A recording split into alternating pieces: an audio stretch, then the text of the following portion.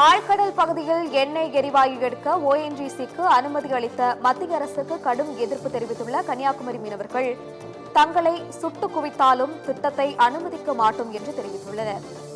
தமிழ்நாட்டில் ஆழ்கடல் பகுதியில் எண்ணெய் எரிவாயு எடுக்க ONGCக்கு மத்திய அரசு அனுமதி வழங்கியுள்ளது. கன்னியாகுமரி ஆழ்கடல் பகுதியில் 3 எண்ணெய் கிணறு அமைக்க மத்திய அரசு அனுமதி வழங்கியதற்கு மீனவர்கள் கடும் எதிர்ப்பு தெரிவித்துள்ளனர்.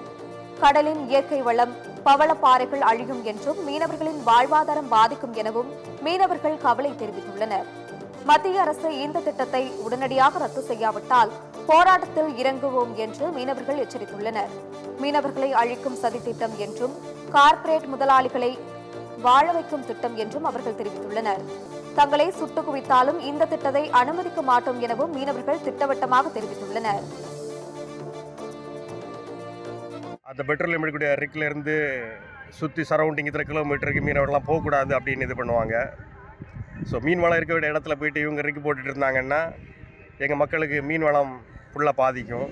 மீன் வளத்தை இப்படி பாதித்து இப்படியாக ONGCக்கு கான்ட்ராக்ட் குத்தகையை கொடுத்தாங்கன்னா தமிழகத்தில் மீனவ கிராமம்னே இருக்கிறதே கஷ்டம்.